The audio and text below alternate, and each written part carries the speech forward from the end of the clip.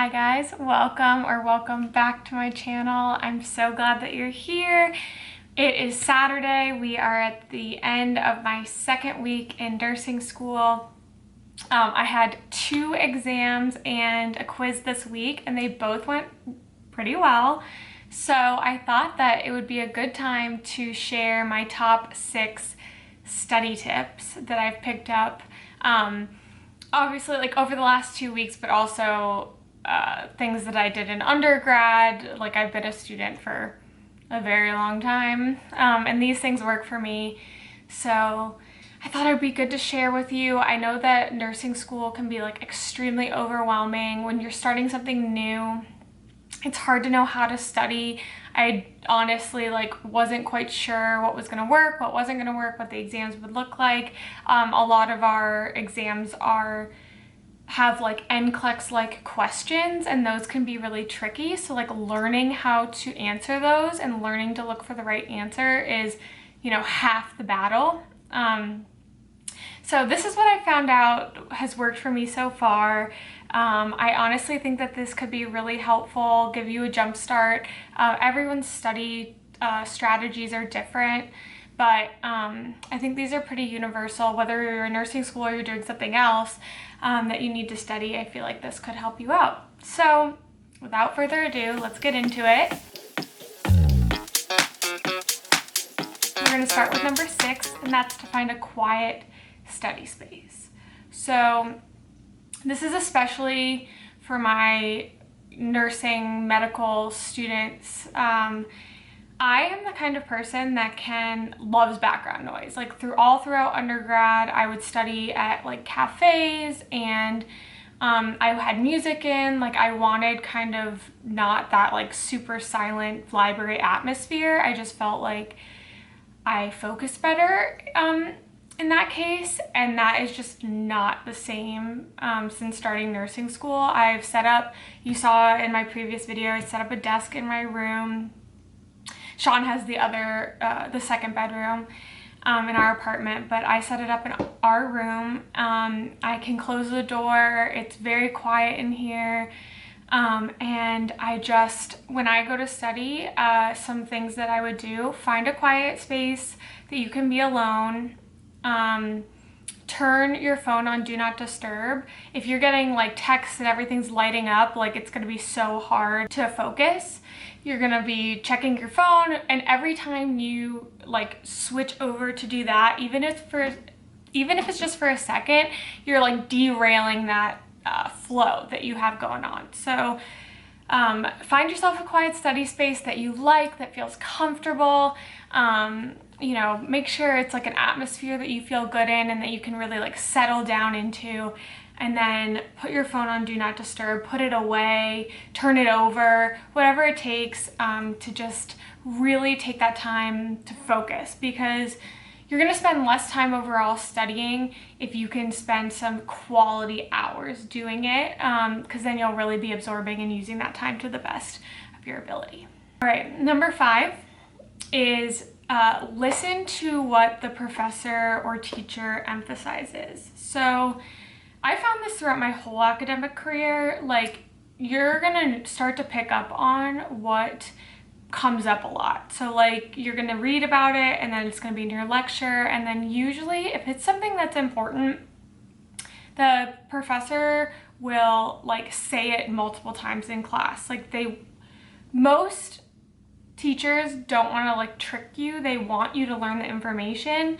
So when you hear something like coming up, it's being repeated, it's being talked about in different ways, you know that you saw it in your reading, and then it came up in the lecture, and then she mentioned it again like towards the end of the class, that I tend to highlight in a specific color, so I know when I go back to study that those things, that was important. That subject is going to come up again. It's something that has been really emphasized, and it's something that I need to know. And almost always it's something that ends up on the test. Another good thing to do is go to your review sessions. So not all classes have these, but a lot of professors will set up a review session before the test. This isn't always with them. Sometimes it's with like a teaching assistant or someone from the academic help center, but it doesn't matter really, because they've usually communicated with your professor, the person who's putting the test together, and they are gonna go through the material with you. And I'd say like 9 times out of 10, you're gonna go over the majority of the stuff that's on the exam. I think it's a huge mistake to think that you can do this all on your own and not go to and utilize those reviews. So try it out. Go to the review for the first exam. If you find it helpful and like aligns with your study methods, keep going. I feel like that can be just like an invaluable resource in terms of, you know, just understanding what material is going to be on the exam. Number 4, and I found this to be really helpful, and that's to get creative. So there is a lot of stuff that you need to learn and a lot of things you need to memorize. When you are in something like med school, I imagine, or nursing school, you're building on these theories, right? Like everything is a building block to become like a whole picture. So I would recommend just like getting as creative as possible. Like for example, I created this like vital signs paper. Created is a strong word for this. I wrote down in colors vital signs, and I put this on my refrigerator. And so every time I would walk into the kitchen and go like past the fridge, I would spend a minute and just look them over. I wanted to be really familiar with these. I knew it was going to come up on my first exam, and baseline vitals are something like you just need to know. It's just something that's going to keep coming up. It's like the core of nursing. You know, you need to know vitals and normal vital signs, and it's just, that's never going to go away. So I use different colors to make it easier to like absorb the information, and to like take it in visually. And then I used a red pen to box off things that were similar or the same. This really helped me understand that like temperature is the same from preteens through adults, and the red box like categorized those together to really help my eye and help me visualize and absorb that information. I also, you know, made a Quizlet and just studied like flashcards of the vital signs, but I just felt that having them up front in my everyday life, passing them, seeing them all day, every day, was going to be another way to help me absorb. Another thing that I find helpful in terms of like getting creative with studying is teaching the material to someone else. So like grab your mom, grab your boyfriend, get your dog, and just go over like the material with them. Teach it to them. And I think teaching something that you're trying to learn is a fantastic way to solidify that material. It's when you are talking out loud and you're explaining, like you're gonna be able to go piece by piece through something and really understand it. So especially with topics that I'm a little rusty on, I'll get Sean and make him sit down over coffee with me in the morning and just let me teach him what I'm learning, and I found that to be like extremely helpful. Number 3, and this might be obvious, but it's super important, and it's to learn it for life and not for the test. So these are things that you're gonna need to learn forever. I know in my undergrad career, like a lot of times it was, okay, I just need to learn this for Thursday's exam, and then I never need to know it again. And that was pretty much true. Like my astronomy exam, I never need to know that ever again, like how many moons Jupiter has. Like I don't know, I probably will never remember that. But with this nursing material, like this is forming the building blocks so that I can have a career and like take care of people and like have people's lives in my hands at some point. So it's really important material. Like there's no shortcutting this stuff. So, you know, just take the time. It takes time to learn these things. Repetition is your best friend. Keep going back to things to keep your foundation fresh even when you're building on top of it. Make connections between things if you need to, like draw it out. Sometimes that's really helpful. I'm a super visual person, so drawing things out like you saw with the vital signs, like that really helps me. And just writing things down physically helps because you're just like, it's kind of that mind-hand connection. So yeah, I like use, you know, papers like this to look at like basic material, to look at the foundational stuff, to really pinpoint and highlight the important things. Like I said, I teach Sean. This is going to be a big part of your career. Like this is setting you up really for a job. So yeah, take the time to learn it. Don't just memorize it for the test, because you're going to be doing yourself a disservice for like your next test and then real life, because you're just going to need to know this stuff. And hopefully these study tips, all the other study tips I'm talking about today, will kind of help you build that foundation. The second one actually has nothing to do with studying. It's self-care. And I know you've heard it 10,000 times, but it's so important. You are never going to be successful. You are never going to learn properly if you're not taking care of yourself. So, you know, take that break, take that walk, get outside, get some vitamin D, be in the sunshine while you can if you live in Pittsburgh. Take that time at night to wind down before you go to sleep. I know that's something I've been struggling with, is I study until I go to bed and then my mind is just like buzzing all night and I have a really hard time sleeping. That's something I'm working on. Do your skincare routine, watch that show that you like, take those breaks. I know I mentioned it in a previous video, but those breaks were some of the most valuable times for me in the past 2 weeks. It really allowed me to absorb the information.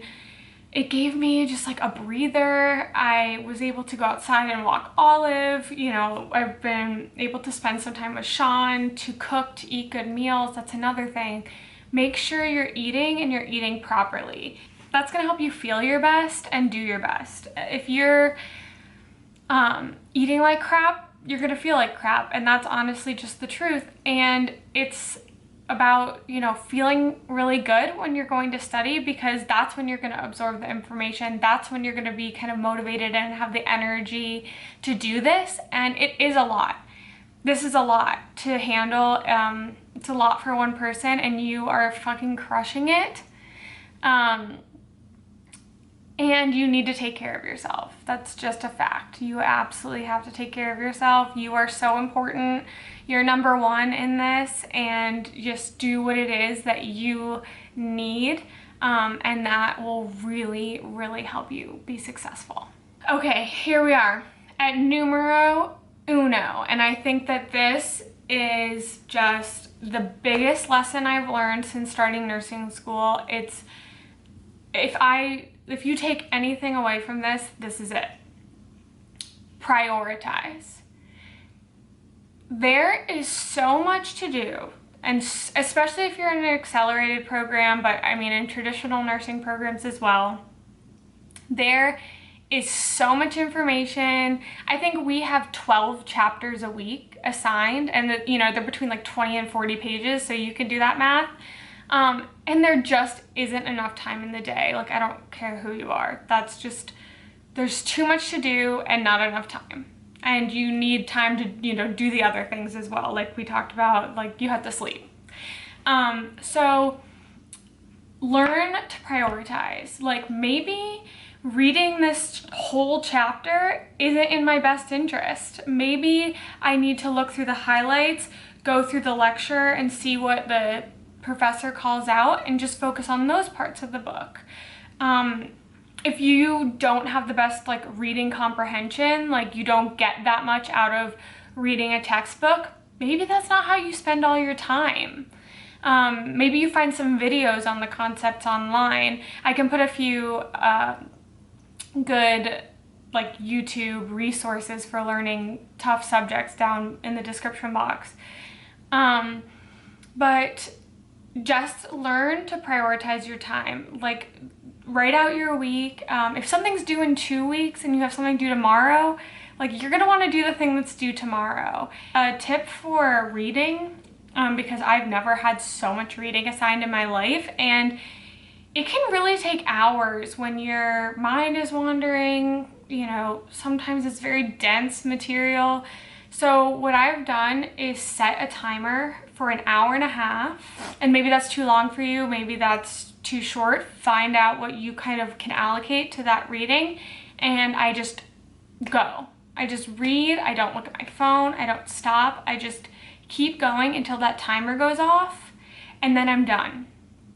I'm done with reading for that moment. I have to move on to something else because there's only so long that you can like focus on one thing. It's a very long-winded way of saying like there's too much to do and too little time, but you've got this. Prioritize. It's kind of like how it's going to be when we move on to our jobs. Like there's going to be a ton to do, and it'll be up to us to decide which order, for the most part, to decide which order that needs to be done in. You know, how do you prioritize? And those will be some NCLEX questions too. You have patient X, Y, and Z. Which one do you see first? It's the same thing with your studies. You have X, Y, and Z to do. Which one are you going to do first? How much time are you going to spend on it? And if you can get that down, figure out, you know, which classes need the most time, which ones don't really, and you can figure out like how much of the reading you need to do and how much studying you need to do and how much time you need to spend on Quizlet, etc., all the little things, I think that you're just gonna crush it. It's all about balance. You're never gonna be perfect. You're never gonna read every word of every page. And watch every minute of every lecture and get every note down perfectly. It's just, those are too big of expectations for yourself and just not realistic. But if you can manage your priorities, keep things straight, and manage your time, like there is no stopping you. I think that is all for all my study tips so far. I can only imagine how these are going to change over, you know, the next 15 months. So thank you so much for being here today. I really hope that sets you off on the right foot. I hope that these help and maybe relieve a little bit of the stress you're feeling. If you like this video, please give it a thumbs up and make sure you subscribe because I put up new videos every Monday, and I'll see you next week.